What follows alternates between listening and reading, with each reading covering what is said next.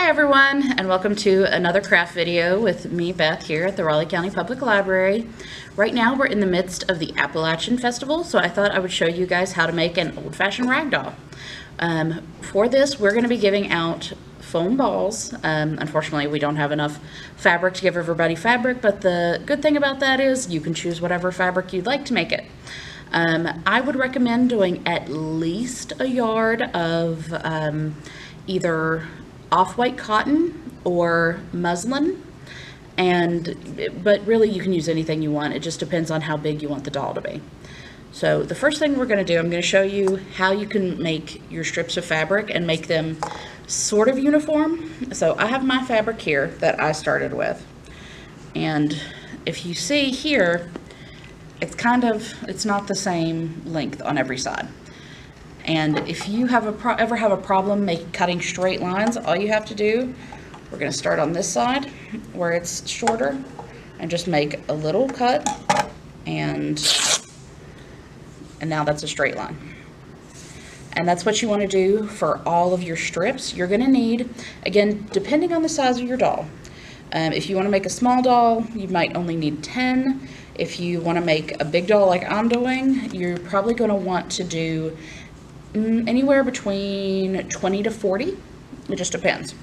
So what you want to do with your fabric is you want to make sure your fabric is double the length that you want the doll to be, because when we are putting all the strips together, that's how big the doll is going to be itself.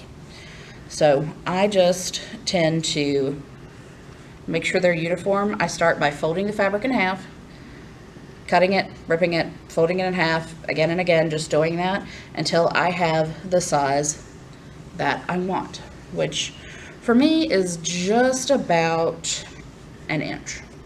So, but again, you can make them as thick or as thin as you want to. It's your doll. So do whatever makes you happy. And then this is for the body.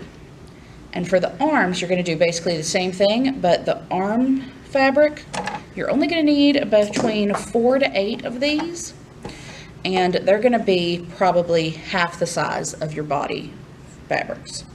So now when we want to put the doll together, what we're going to start with is we're going to just start laying these out along a flat surface, a table, the floor, whatever, wherever you do your crafts.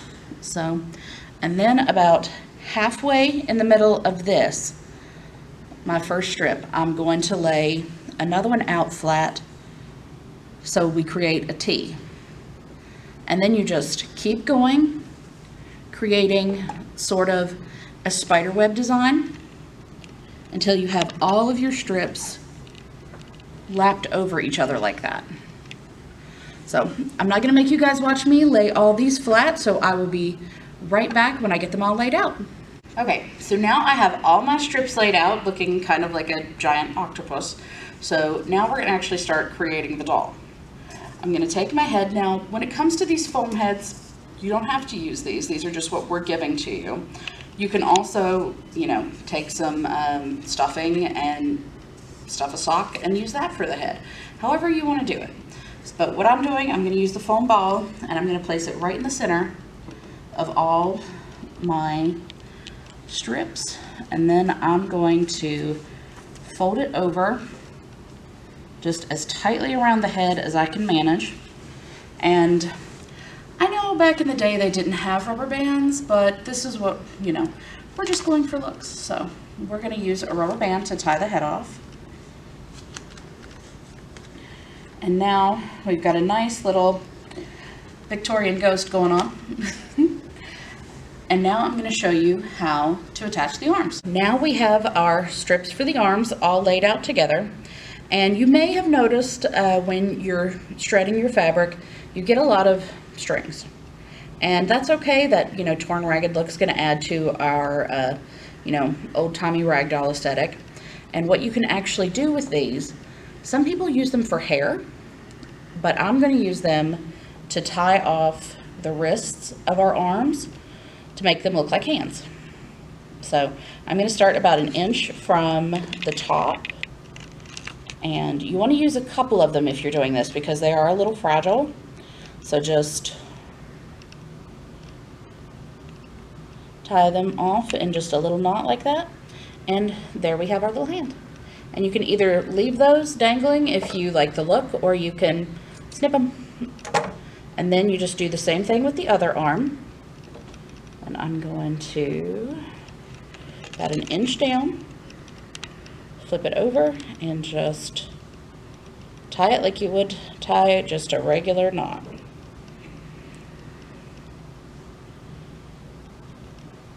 So there you go. Now we're going to add this to our doll, and I'm going to show you how to do the waist and make sure these stay on. So we've got our doll, and I'm going to take about half of the skirt and split it apart like that. Let me fix that strip, it's trying to come loose. There we go. And then I'm going to take the arms and about halfway put the halfway point right here, and then bring the dress back together. So now we've got our arms, and to hold them there and to create our doll's waist, I'm going to take another rubber band. If you want to be more authentic, you can take yarn and do the same thing, but just for the sake of quickness, we're going with rubber bands today. So you want to get that good and tight so your arms don't come loose. And trust me, go over the head. Do not try to go over the skirt. Trying to untangle all those strips out of your rubber band is not fun. So now I've got that good and tight. And now I know you're thinking those rubber bands look horrible on there, right? But don't worry, I've got you. We're going to fix that. So when you're cutting your strips, you want to save 1 to 2 extra strips. And I'm going to start at the neck and just tie that right around there to hide the rubber band. And then I just bring it down and around front and hide the rubber band at the waist by wrapping it around like that. And then I bring it around the back and tie it into a bow at the back. Now you can also, if you want to add an apron to yours, you can hide the rubber band with an apron. You can add a bonnet to yours, however you would like to do it. I like her kind of without the apron or the bonnet, so I'm just going to tie her a nice big bow. There we go. And there is our Appalachian ragdoll. So I have one more exciting thing to talk to you guys about today, so stay tuned for that. So we've got this cool new thing here at the library. If you've ever heard of Hunt-A-Killer, we've got a couple of their board games that you can actually check out from the library for 2 weeks a piece.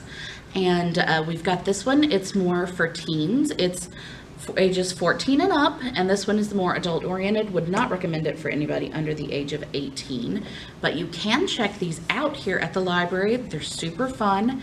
If you're interested in checking these out, check the craft supply shelf in reference and look for these boxes. If you're interested in one of them, you bring us one of these boxes and we'll let you check out the games. We're really excited for these new additions to our collection here at the Raleigh County Public Library, and we hope you are too.